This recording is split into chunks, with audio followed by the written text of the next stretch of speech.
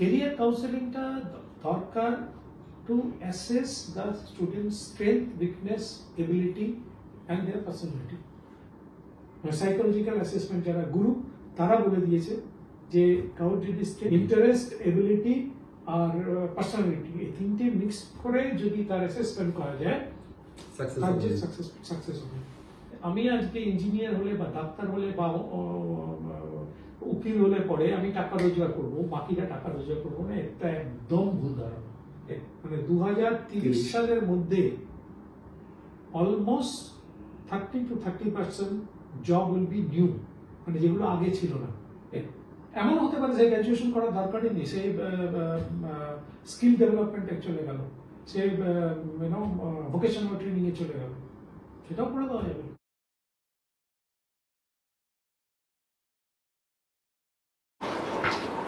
নমস্কার বন্ধুরা, আজকে আমাদের সঙ্গে আছেন বিশিষ্ট কেরিয়ার কাউন্সিলর দেবাশিস পাল।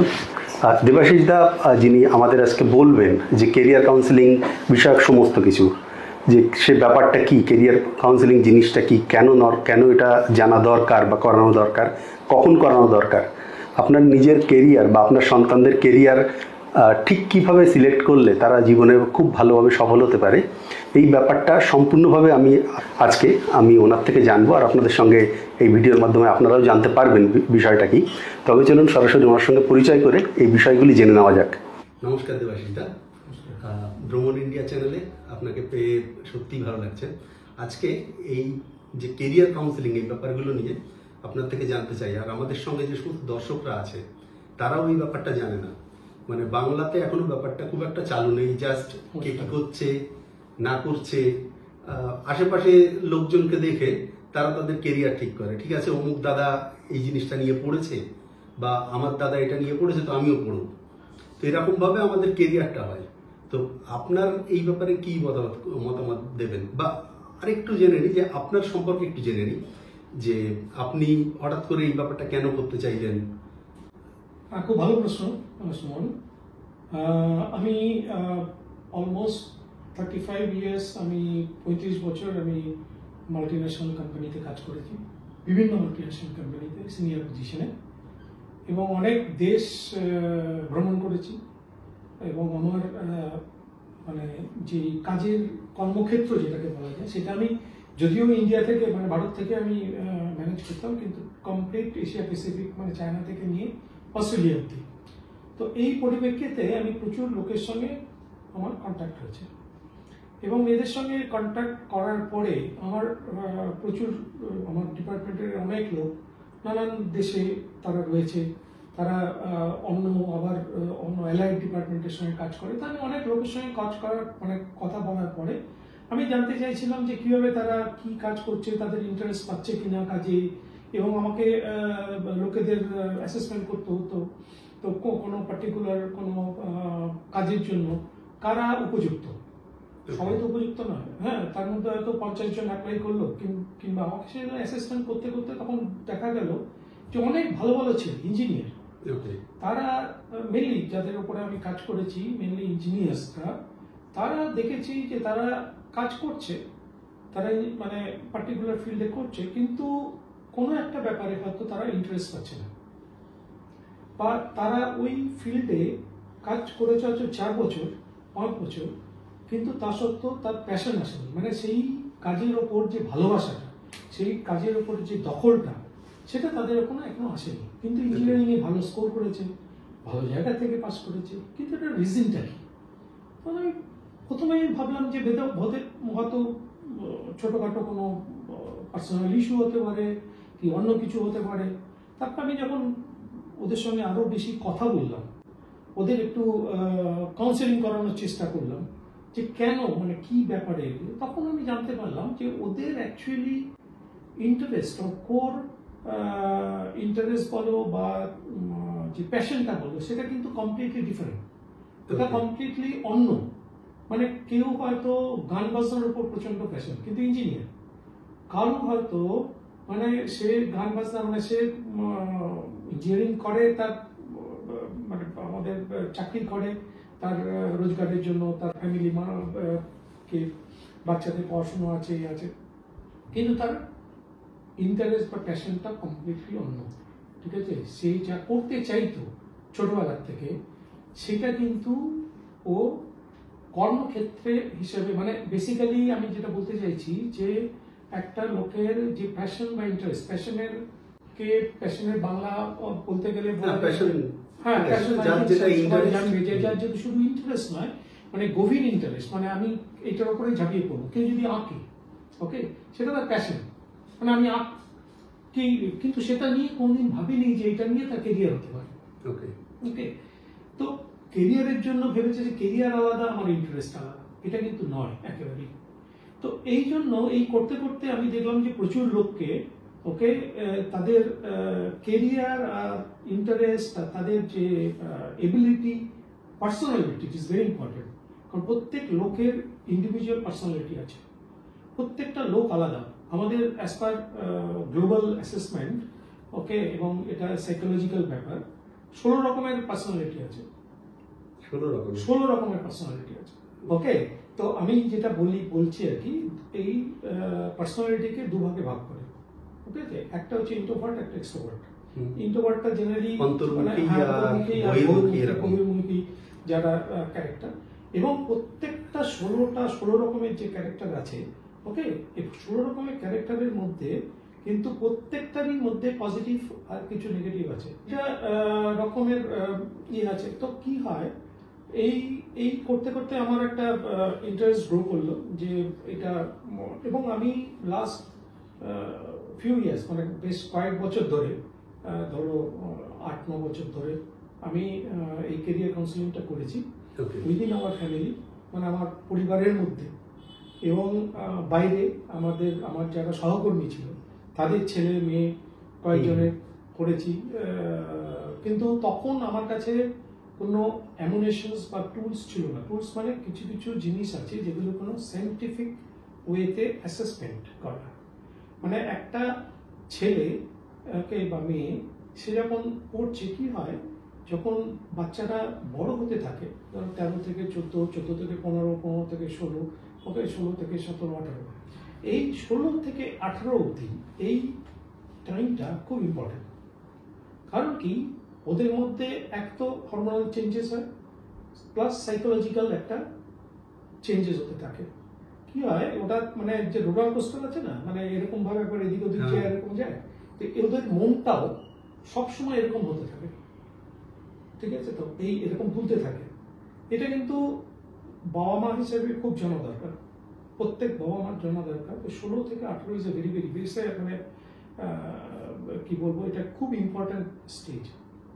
তখন ওদের নানান রকম কেরিয়ার, সবাই বলে পড়াশোনা করো, এই করো, নানান ইয়েতে করো, শুধু পড়ার ওপরে। সেই জন্য এই পিরিয়ডটাতে ওদের খুব ভালোভাবে অ্যাসেসমেন্ট করা উচিত যে কিভাবে কোন লাইনে গেলে সে জীবনে সাকসেসফুল হবে।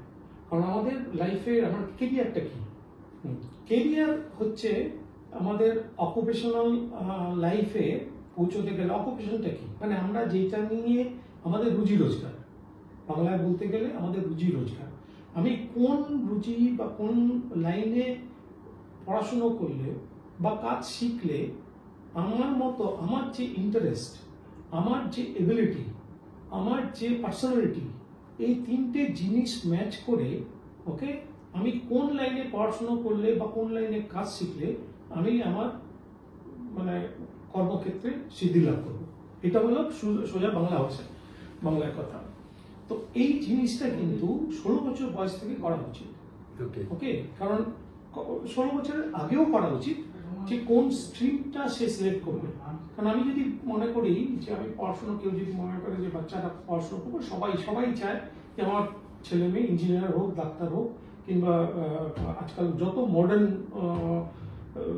কেরিয়ার পাথ আছে সেটা ফলো করুন, তাতে প্রচুর টাকা ইনকাম করতে পারবে, বাইরে যেতে পারবে, এ করতে পারবে, ও করতে পারবে। সো কি হয়, আচ্ছা, তাহলে যেটা বললেন যে কেরিয়ার কাউন্সিলিংটা করবার দরকার 16 থেকে 18, মোটামুটি মানে 10 থেকে 12, এই সময়ের মধ্যে প্রথম তাদের যা ইন্টারেস্ট সেই অনুযায়ী এটা করা উচিত। নেক্সট যেটা আসছে, যে সবাইকে দেখে যেটা হয় যে ঠিক আছে ইঞ্জিনিয়ারিং করলে খুব ভালো, ডাক্তারি করলে খুব ভালো, তো সেইভাবে সবাই চলে যায়। তার বদলে অন্য কিছু একটা করা যেটা তার নিজের ইন্টারেস্ট থেকে আসছে। এক্স্যাক্টলি, তুমি ঠিক কথাই বলেছ। কি হয়,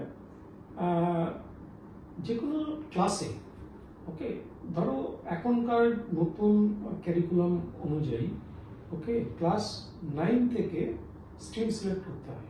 ওকে, ঠিক আছে। তো আগে যেরকম ছিল যে 11-12-এ তুমি সায়েন্স আর্টস পড়বে কি কমার্স পড়বে কি হিউম্যানিটিস পড়বে, ওটা ডিসাইড করতে হতো, তারপরে গিয়ে ওই নিয়ে কাজ করতে হতো। তো জেনারেলি গভর্নমেন্ট অফ ইন্ডিয়া দেখলো এটা ঠিক নয়, কারণ আমাদের এডুকেশন পলিসিটা 2020-তে একটা চেঞ্জেস এসছে, এবং যেটাকে বলা হয় এনইপি 2020। ওকে, তো এনইপি 2020 ইজ নাথিং বাট, মানে ওটাকে বলা হয় যে ন্যাশনাল এডুকেশন পলিসি 2020। এটা করা হয়েছে পৃথিবীর যতগুলো পাশ্চাত্য দেশগুলো যেগুলো আছে, যেগুলো ডেভেলপ কান্ট্রি, ইউএস আছে, ইউকে আছে, আরো দু একটা কান্ট্রি আছে, সেখানকার এডুকেশন প্যাটার্ন কে একদম ইন্ডিয়ার প্যাটার্নের সঙ্গে একদম বরাবর করা, যাতে এখানকার স্টুডেন্ট এখানকার পাস করলো, সে যেই পাস করুক না করো, আজকে যদি সে মানে সিবিএসই তে ক্লাস 10 পাস করে কি 12 পাস করে, সে ওখানকার 12 এর একদম প্যারালাল হবে। আগে সেটা হতো না। তো এই জন্য এই এনইপিটা চালু করা হয়, এবং এনইপিতে করা হয়েছে যে যে যে স্ট্রিমে পড়বে সেই স্ট্রিমের ওপরে পুরোপুরি দখল নিয়ে সে তারপর গ্র্যাজুয়েশনে যাবে। ওকে, ঠিক আছে, যে যার জন্য এখন স্ট্রিম সিলেকশনটা হয়ে গেছে হচ্ছে 9, 10, 11, 12। এখন কিছু কিছু স্টেটে এটা এখনো বলবৎ হয়নি, কিছু কিছু করছে, কিছু কিছু এখনো দেরি আছে। তো ধরে নিলাম যে ক্লাস 11 থেকে এটা হচ্ছে, তাহলে যদি যেখানে 11 থেকে 11 স্ট্যান্ডার্ড থেকে স্ট্রিম সিলেকশন করতে হবে, সেখানে তাকে 10 তে ফাইনাল এক্সামের আগে তার মেন্টালি ঠিক করে নেওয়া উচিত যে সে কোন স্ট্রিমে পড়ছে। ঠিক আছে। তো আর যদি মনে হয় না স্কুল সিলেক্ট করে দেবে যে 9, 10, 11, 12, মানে 9 থেকেই স্ট্রিম সিলেক্ট করতে হবে, তাহলে 8-এর এন্ড অফ 8, মানে ক্লাস 8-এর শেষের দিকে ওই স্ট্রিম সিলেকশনটা করে দিতে, মানে স্কুল যখন চাইবে যাবে। এখন কি হয়েছে, এই ক্যারিয়ার কাউন্সেলিংটা ইটস নট এ মানে এই কাউন্সেলিংটা শুধু নতুন নয়, মানে এটা কিন্তু কনসেপ্টটা নতুন, আর ইম্পর্টেন্সটা এখন বাড়ছে। তার কারণ আমি একটু পরে বলবো, কিন্তু এটা কিন্তু বহু আগে থেকে হয়েছে। ওকে, বাইরের দেশে এটা বহু আগে থেকে হয়েছে, এবং ইন্ডিয়াতে প্রথম রাজ্য যে ক্যারিয়ার কাউন্সেলিং এর উপর সবচেয়ে বেশি কাজ করেছে সেটা হলো সিকিম। শুনলে অবাক হবে, সিকিম। ইয়েস, সিকিম আজ থেকে 15 বছর আগে ওরা যখন মানে দেখলো যে আমাদের এখানে অনেক লোক রয়েছে, মানে হিউম্যান রিসোর্স যেটাকে বলে, অনেক লোক রয়েছে, এবং তারা কি করছে, তারা শুধু শুধু মানে খেতি খামারি কাজ করছে, আর আমাদের এখানে বড় কোনো ইন্ডাস্ট্রি হতে পারে না, কারণ পাহাড়ি জায়গা, ওখানকার ইন্ডাস্ট্রি অন্যরকম করতে হবে। তো এদের কিভাবে কাজে লাগানো যায়, যারা পড়াশুনো করছে কিভাবে। তো এটা নিয়ে ওরা অনেক কাজ করেছিল, এবং ওরা এই ক্যারিয়ার অ্যাসেসমেন্টটা করতো, মানে যারা হাই স্কুল যারা করে আর কি, তাদের উপর করে ওরা কি করলো, ওরা যেই কোর্সগুলো মানে যারা যেভাবে সিলেক্ট করলো, মানে কাউরা তো স্পেসিফিক মানে ওই অ্যাসেসমেন্ট করার পরে দেখা গেল একজনকে এই লাইনে গেলে সে ভালো করবে, আরেকটা লাইনে গেলে, তো যেগুলো ওই স্টেটের মধ্যে আছে, যেই ইন্ডাস্ট্রিগুলো ওখানে হতে পারে, সেখানেই লোকজনকে ওইখানে রাখলো। ওকে, বাকি যারা এলো, যেমন ধরো জার্নালিজম, কাউরে এলো হয়তো জার্নালিজম করলে সে ভালো করবে, বা মিডিয়াতে গেলে ভালো করবে, বা এরকম একটা তার অ্যাসেসমেন্ট এলো কোন পার্টিকুলার স্টুডেন্টের। জার্নালিজম বারে তো সিকিমে খুব একটা বিরাট কিছু করতে পারবে না, ঠিক আছে না। হসপিটালিটি ইন্ডাস্ট্রি, মানে হোটেল ইন্ডাস্ট্রি, হসপিটালিটি ইন্ডাস্ট্রি হলে সেখানে কাজ পেয়ে যাবে, কিন্তু জার্নালিজম তাকে অন্য জায়গায় গিয়ে করতে হবে। সিকিম করতো কি আগে, এখন কি ওদের রুল আমি জানি না, মানে এটা শুরু হয়েছে, শুরুর ব্যাপারটা মানে হিস্ট্রিটা বলছি, ওরা ওই স্টুডেন্টগুলোকে বাইরে পড়ার জন্য লোন দিত। ওকে, হ্যাঁ, বাইরে পড়ার জন্য, হ্যাঁ অন্য স্টেটে, যেমন দিল্লি গেল, কেউ কলকাতা গেল, কেউ অন্য জায়গায় গিয়ে যেই জিনিসগুলো ওদের স্টেটে হবে না ঠিক মতো, তারা ওইখানে বাইরে মানে পড়ার জন্য তারা ওই লোন নিয়ে চলে যাবে। এবার ওখানে যখন ও পড়াশোনা করার পর চাকরি পেলো বা কাজ পেলো বা ইয়ে করলো, যখন প্রফেশনে এলো, তারপর আস্তে আস্তে লোনটা শোধ করে দেয়। তাহলে কি হবে, লোনটা কিন্তু শোধ দিতেই হবে। তাহলে কি হবে, সেই লোনটা আবার পরের জন্য ওইটাকে লাগবে। সেই জন্য এই জিনিসটা কিন্তু খুব সুন্দর এই সিস্টেমটা তৈরি হয়েছিল। তো এইটা করার পরে এখন কি হয়েছে, এখন সিবিএসসি ক্যারিকুলামে, আমি জানি না আইসিএসসি করছে কিনা, সিবিএসসি ক্যারিকুলামে এই অ্যাটলিস্ট একটা ব্যাপারে তাকে সিলেক্ট করতে, স্ট্রিম সিলেকশন। ওরা একটা টেস্ট নিয়ে, অ্যাসেসমেন্ট নিয়ে ওরা স্ট্রিম সিলেকশন একটা টেস্ট নেয়, তাতে বাবা মাকে ডাকে, মানে প্যারেন্টস মিটিং যেটা হয়, স্টুডেন্টকেও বসিয়ে ওরা একটা কাউন্সিলিং করিয়ে দেয় কি ভাই তুমি এই স্ট্রিমে গেলে তুমি ভালো করবে, এই স্ট্রিমে গেলে তুমি ভালো করবে, তোমার ভালো ম্যাথে খুব ভালো আছে, মানে ফিজিক্সে খুব ভালো আছে, তুমি এইটা এই নিয়ে পড়াশোনা করো। কারোর হয়তো ওগুলোতে খুব একটা স্ট্রং নয়, তাকে বললে হয় তুমি আর্টস নাও বা কমার্স নাও। মানে এই যে অ্যাসেসমেন্টটা, এটা কিন্তু ম্যান্ডেটরি হয়ে গেছে সিবিএসইতে, কিন্তু স্টেট বোর্ডে এটা এখনো নেই। ঠিক আছে, তো যার জন্য লোকে কি করে, দে গেট ইনফ্লুয়েন্সড। মানে আমাদের সোসাইটিতে মানে হেল্প করার লোকের থেকে ইনফ্লুয়েন্সার বেশি। সে সোশ্যাল ইনফ্লুয়েন্সারই বলুক, বাবা মাই বলুক, সবাই মানে তো বন্ধু বান্ধব বলুক, আত্মীয় স্বজন বলুক, তারা তাকে ইনফ্লুয়েন্স করে দেয় যে তুমি এইটা করো, এইটা করলে এইটা হবে, এইটা করলে ওইটা হবে, না না না অমুকের ছেলে এই করেছে তো তুমিও এইটা করো, এটা করলে ভালো হবে। বা ও নিজেও ইনফ্লুয়েন্সড হয়ে যায় যে আমার পাশের বাড়ির দিদি এয়ার হোস্টেস, ওকে খুব সুন্দর ড্রেস ফ্রেস করে, সে ভালো শিখেছে, খুব স্মার্টলি ইংলিশ বলে, সে ভালো জায়গায় কাজ করছে, ওকে প্রচুর টাকা মাইনে পাচ্ছে, আমিও এয়ার হোস্টেস হবো। So this is an external influence বলে। ঠিক আছে, তো ইনফ্লুয়েন্স নানান রকম আছে, তো এগুলো হচ্ছে এক্সটার্নাল ইনফ্লুয়েন্স দিয়ে এটা। তো ওইখানে ইনফ্লুয়েন্সড হয়ে যায় বাচ্চারা। তো এমনিতে ওই এজটা একটু ভার্নারেবল, কি ওই টাইমে অনেক কিছু তাদের চেঞ্জেস হয়, অনেক কিছু মানে মনের মধ্যে থাকে, প্লাস ইনফ্লুয়েন্স, এটা নিয়ে একটা কনফিউশন হয়ে যায়। তো সেই টাইমে যদি সত্যি সে কেরিয়ারের কোন পার্টিকুলার কেরিয়ারে তাও যাবে, সেটা যদি ডিসাইড করতে চায়, তাহলে আমি বলবো যে এটা মানে ইংলিশে বলে যে it shouldn't be by choice, shouldn't be by chance, it should be by choice. Okay, মানে তুমি অনেক ইনফরমেশন গ্যাদার করে এবং তোমার ক্যাপাবিলিটি অনুযায়ী তুমি ওই লাইনটা সিলেক্ট করো। অ্যান্ড একদম একটা ভুল কথা যে আমি আজকে ইঞ্জিনিয়ার হলে বা ডাক্তার হলে বা উকিল হলে পরে আমি টাকা রোজগার করবো, বাকিরা টাকা রোজগার করবো না, এটা একদম ভুল ধারণা, কমপ্লিটলি। কারোর যদি এবিলিটি থাকে, আমি এখনো বলছি, কারোর যদি এবিলিটি থাকে এবং সে যদি কারেক্ট লাইনে যেতে পারে, কারেক্ট মানে পড়াশোনা করি বা যেটা শিখবে সেটা যদি করতে পারে, sky will be the limit, sky is the limit for him. কারণ কি, he has gone to the, মানে ও ওই পথটাই নিয়েছে যেখানে গেলে ও একদম সঠিক রাস্তায় পৌঁছতে পারবে। এটা কিভাবে করা হয়? তো বেসিক্যালি যে অ্যাসেসমেন্ট মানে এইটা, এই যে কেরিয়ার কাউন্সিলিং যারা করবে না তাদের কি হবে? কিছুই হবে না। কেরিয়ার কাউন্সিলিংটা দরকার to assess the students strength, weakness, ability and their personality. কারণ এমনিভাবে আমরা সবাইকে বুঝতে পারি না। কেরিয়ার অ্যাসেসমেন্ট করলে তার কোন দিকে স্ট্রেংথ আছে, কোন দিকে উইকনেস আছে, এবং সেই ইনফরমেশন ডিসিশনটা কিন্তু তাদেরই নিতে হবে। এবং আমাদের ভারতবর্ষে যেহেতু এখনো পর্যন্ত মানে হায়ার এডুকেশনটা বাবা মারাই ফান্ড করে, বাবা মারাই পয়সা দেয়, তারা গ্র্যাজুয়েশনে কলেজে ভর্তি হয় কি হায়ার স্টাডিজ করলো বা মোটামুটি আবার অনেকে স্কলারশিপও ডেফিনেটলি পায়।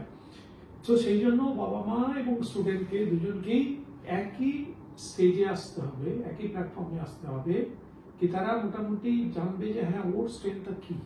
ওদের ওপরে জোর করে কোনো কিছু করানোটা খুব একটা ভালো হবে না। আমি একটা এক্সাম্পল দিই, আমি জাস্ট লাস্ট 2 মাস আগে আমরা কলকাতায় যাচ্ছিলাম, তো ইন্ডিগো এয়ারলাইন্সে ওই পেছনে ওদের ওই ইয়ে থাকে না, ওই কি বলে ম্যাগাজিন গুলো, এমনি উল্টাতে উল্টাতে উল্টাতে হঠাৎ একজনের ছবি এবং কি ব্যাপার যে ভদ্রলোক মানে পাইলট, তার ছবি এবং তার ডিটেলস বেরিয়েছে, এমবিবিএস ডাক্তার, 35 ইয়ার্স ওল্ড। তো মানে ও 35 বছর বয়সে ও ভাবলো যে আমার দ্বারা ডাক্তারি হবে না, আমি ডাক্তারি পড়াশোনা করেছি, সব ঠিক আছে, ওর প্রথম থেকে প্যাশন ছিল বা ওর ছিল পাইলট হবে।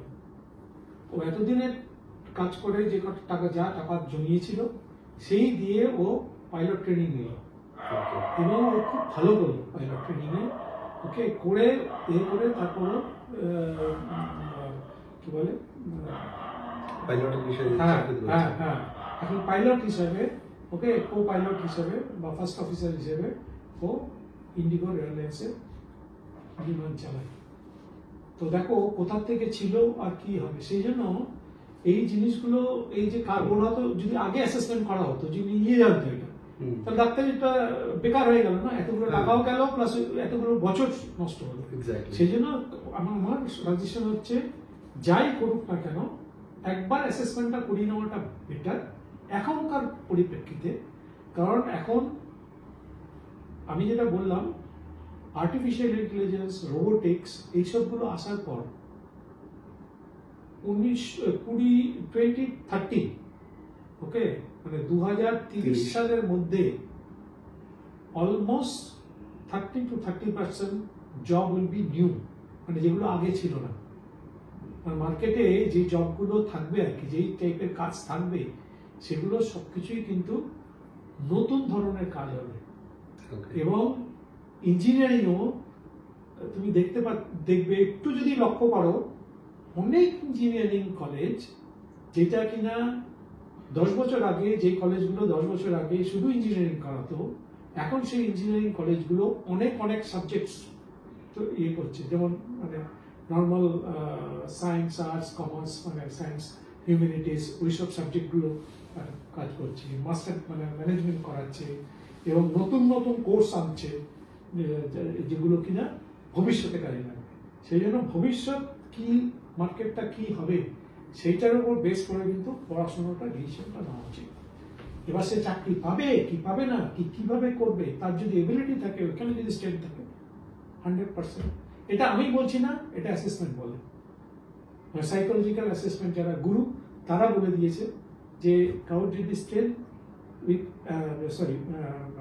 মানে ইন্টারেস্ট, এবিলিটি আর পার্সোনালিটি, এই তিনটে মিক্স করে যদি তার অ্যাসেসমেন্ট করা যায়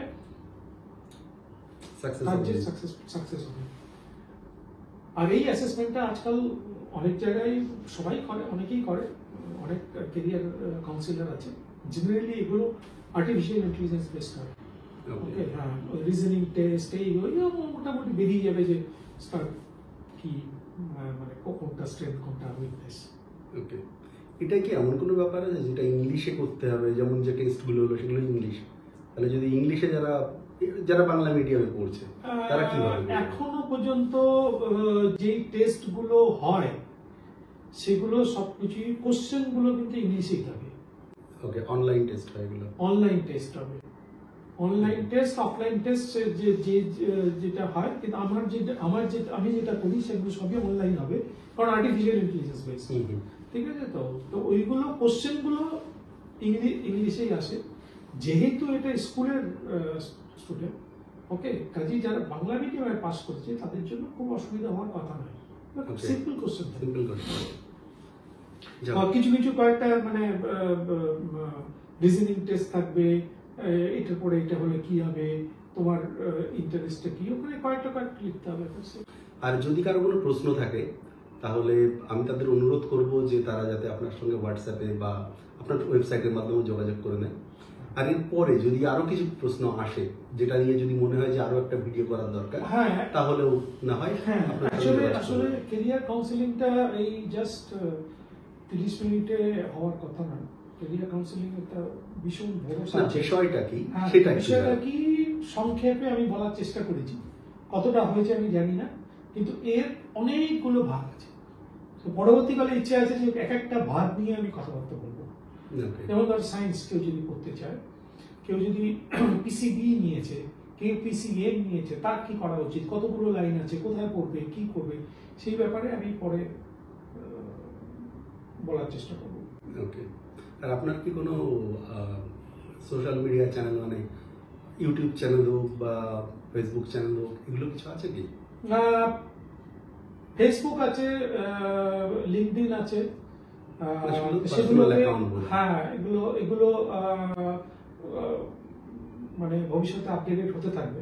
ওকে। নতুন নতুন কেরিয়ার এবং নতুন নতুন যে কত রকমের কেরিয়ার পাথ হচ্ছে আধুনিক, যেগুলো আজ থেকে 5 বছর পরে কাজে লাগবে, সেগুলো লাগবে। ওকে, বলে একটা আছে, অনেকেই হয়তো জানে না, স্পোর্টস সায়েন্স।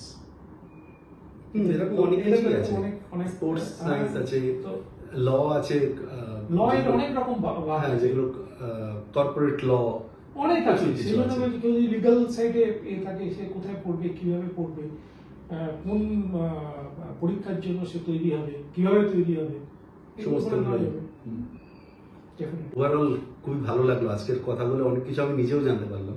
এত সামান্য কিছু জানতাম, যতটা বললেন তার সামান্য কিছু জানতাম। আর যারা ভিডিও দেখছেন তারাও নিশ্চয়ই একই অবস্থায় থাকবে, খুব কম লোকই ব্যাপারটা জানে। তো হ্যাঁ, এটা আস্তে আস্তে ইম্পর্টেন্সটা পাচ্ছে, কারণ যে বললাম মার্কেট চেঞ্জ হচ্ছে। যারা সময় নষ্ট করে লাভ নেই। মানে একটা ছেলে বা মেয়ে সে 3 বছর পড়লো কি 4 বছর পড়লো, এখন তো 4 বছর হয়ে গেছে গ্রাজুয়েশন। ওকে, এমন হতে পারে যে গ্রাজুয়েশন করার দরকারই নেই, সে স্কিল ডেভেলপমেন্টে চলে গেল, সে ভোকেশনাল ট্রেনিং এ চলে গেল, সেটাও করে দেওয়া যাবে। সেটাই, মানে গড়ে পড়তা সবাই আর্টস পড়ছে, কমার্স পড়ছে, এটা করে কোনো লাভ নেই প্র্যাকটিক্যালি। তারপরে ওই বেকারই বাড়ে, গ্রাজুয়েট বেকার। সেটাই বলছি যে মার্কেটটা কোন দিকে যাচ্ছে, আজ থেকে 30 বছর মানে 5 বছর কি 6 বছর পরে, এই 10 বছর পরে কোথায় থাকবে, সেই অনুযায়ী পড়াশোনা করাটা বা কাজ শেখাটা ওইভাবেই দরকার। ওকে, তাহলে যদি কারো কোনো প্রয়োজন হয় দেবাশিস দার সঙ্গে যোগাযোগ করে নেবেন, নিশ্চয়ই। আর তার ওয়েবসাইট যেগুলো আছে সেখান থেকে। আর দেবাশিস দাকে অনেক ধন্যবাদ, নমস্কার।